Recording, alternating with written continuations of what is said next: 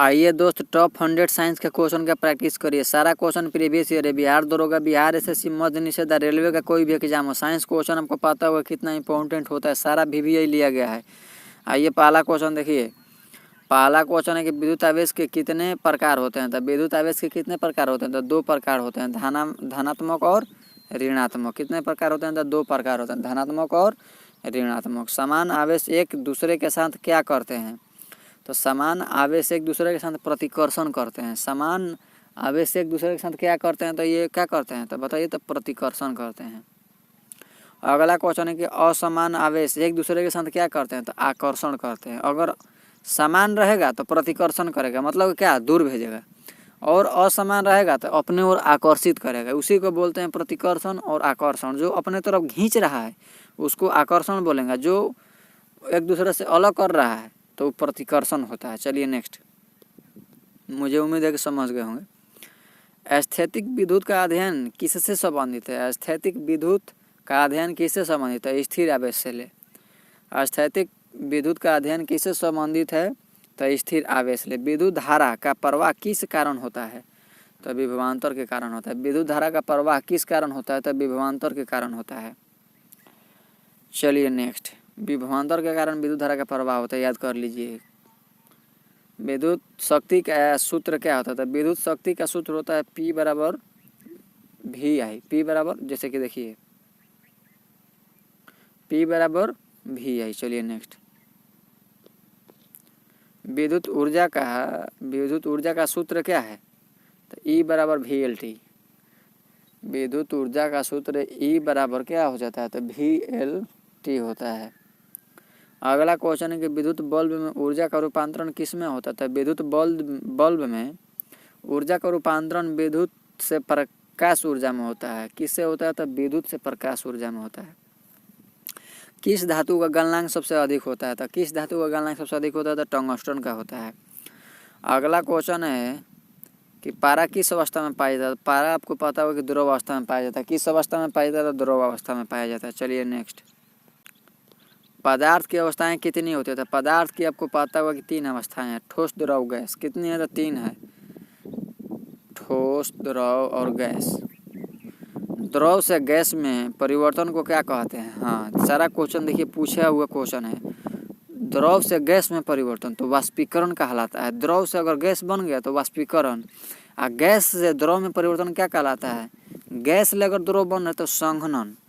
क्या हो रहा है। गैस ले द्रव मतलब कि क्या हो रहा है, संघनन हो रहा है। और ठोस से द्रव में परिवर्तन क्या कहलाता है। ठोस से द्रव में तो ये गलन कहलाता है। जैसे कोई भी चीज़ ठोस अवस्था में वो पिघल रहा है तो वो गलन हो रहा है ना, तो वही बात है। देखिए, द्रव से गैस वाष्पीकरण, और गैस ले द्रव तो संघनन, और ठोस ले द्रव तो गलनन। चलिए नेक्स्ट। मुझे उम्मीद है कि समझ गए होंगे। द्रव से ठोस में परिवर्तन को क्या कह लेते हैं। तो जमना। द्रव से ठोस में तो जमना ही तो बता सकते हैं, लॉजिकली है। जल का रासायनिक नाम क्या है। तो जल का रासायनिक नाम dihydrogen oxide. Dihydrogen oxide. Dihydrogen oxide. जल का रासायनिक नाम क्या है। तो डाईहाइड्रोजन ऑक्साइड। रट लीजिए। जल का रासायनिक नाम क्या है। तो डाईहाइड्रोजन ऑक्साइड। कठोर जल में कौन सा तत्व अधिक होता है। कठोर जल में कैल्शियम और मैग्नीशियम होता है। कठोर जल में कौन अधिक होता है। तो कैल्शियम और मैग्नीशियम होता है। जल की अस्थायी कठोरता किससे होती है। तो बाइकार्बोनेट से। जल की अस्थायी कठोरता, जल की अस्थायी कठोरता किसके कारण होती है। तो बाइकार्बोनेट के कारण होता है। किसके कारण होता है। तो बाइकार्बोनेट के कारण होता है। अस्थायी कठोरता किससे होती है। तो सल्फेट और क्लोराइड से होती है। देखिए समझिए, अस्थायी अगर पूछ गया जल की अस्थायी कठोरता तो बाइकार्बोनेट हो जाएगा। अगर अस्थायी कठोरता पूछ देगा तो सल्फेट क्लोराइड हो जाएगा।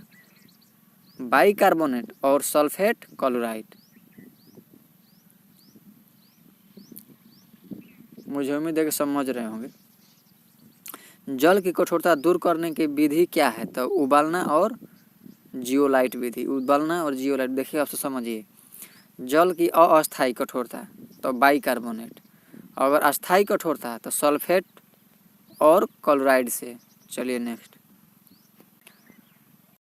अगला क्वेश्चन है कि मानव शरीर में कुल कितनी इंद्रियां होती है। तो आपको पता है कि मानव शरीर में कुल 5 इंद्रियां होती है। अगला क्वेश्चन है कि दृष्टि से संबंधित अंग कौन सा है। तो दृष्टि से संबंधित अंग आँख है। श्रवण से संबंधित अंग कौन सा है। तो कान हो जाएगा। श्रवण से कौन है। तो कान है। स्वाद से संबंधित अंग कौन सा है। तो जीभ है। गंध से संबंधित अंग कौन सा है। तो नाक है। और स्पर्श से संबंधित अंग सब छोड़ दीजिए, त्वचा है। चलिए नेक्स्ट। मानव शरीर का सबसे बड़ा अंग कौन सा होता है। तो त्वचा होता है। मानव शरीर का सबसे बड़ा अंग कौन सा होता है। तो त्वचा होता है। मानव शरीर का सबसे छोटा अंग कौन सा होता है। तो पीनियल ग्रंथि। मानव शरीर का सबसे छोटा अंग कौन सा होता है। तो पीनियल ग्लैंड होता है। मस्तिष्क और मेरुरज्जु किस तंत्र का भाग है। तो केंद्रीय तंत्रिका तंत्र। केंद्रीय तंत्रिका तंत्र। मस्तिष्क और मेरुरज्जु किस तंत्र का भाग है। तो केंद्रीय तंत्रिका तंत्र। अगला क्वेश्चन है कि श्वसन दर को कौन नियंत्रित करता है। तो मेडुला ऑब्लोगेंटा। मेडुला ऑब्लोगेंटा कौन करता है। श्वसन दर को नियंत्रण कौन करता है। तो मेडुला ऑब्लोगेंटा करता है। चलिए अगला क्वेश्चन है कि पृथ्वी का आकार कैसा है। तो पृथ्वी का आकार है चपटा और गोल। जियोइड। अगला क्वेश्चन है कि पृथ्वी पर ऋतुओं का परिवर्तन किस कारण होता है। पृथ्वी पर ऋतुओं का परिवर्तन किस कारण होता है। तो पृथ्वी की धुरी का झुकाव। पृथ्वी की धुरी का झुकाव मतलब ध्रुव का झुकाव। चलिए नेक्स्ट। अगला क्वेश्चन है कि पृथ्वी का घूर्णन से क्या होता है। तो दिन और रात। पृथ्वी का घूर्णन से क्या होता है। तो दिन और रात होता है। ज्वार भाटा किसके कारण होता है। तो ज्वार भाटा चंद्रमा के गुरुत्वाकर्षण से होता है। ज्वार भाटा किसके कारण होता है। तो चंद्रमा के गुरुत्वाकर्षण से। अगला क्वेश्चन हो जाएगा वायुमंडल में ऑक्सीजन की मात्रा कितनी है। तो वायुमंडल में ऑक्सीजन की मात्रा 21% है। और वायुमंडल में नाइट्रोजन की मात्रा कितनी है। तो नाइट्रोजन की मात्रा हो जाएगा 78%। ऑक्सीजन है 21% और नाइट्रोजन है 78%। सबसे हल्की गैस कौन सी है। तो सबसे हल्की गैस हो जाएगा क्या। तो हाइड्रोजन हो जाएगा। कौन है। तो हाइड्रोजन। सबसे भारी गैस कौन सा है। तो सबसे भारी गैस कौन सी होती है। तो रेडॉन होता है। सबसे भारी रेडॉन है। सबसे हल्का हाइड्रोजन। जीवन के लिए जल क्यों आवश्यक है। तो जैविक क्रियाओं के लिए। जीवन के लिए जल क्यों आवश्यक है। तो जैविक क्रियाओं के लिए। अगला क्वेश्चन है पर्यावरण संरक्षण का मुख्य उद्देश्य क्या है। तो प्राकृतिक संतुलन बनाए रखना। पर्यावरण संरक्षण का मुख्य उद्देश्य क्या है। तो प्राकृतिक संतुलन बनाए रखना। चलिए मिलते हैं नेक्स्ट वीडियो में। बाकी के लिए जय हिंद। हमारे चैनल को सब्सक्राइब कीजिए और वीडियो को शेयर कीजिए।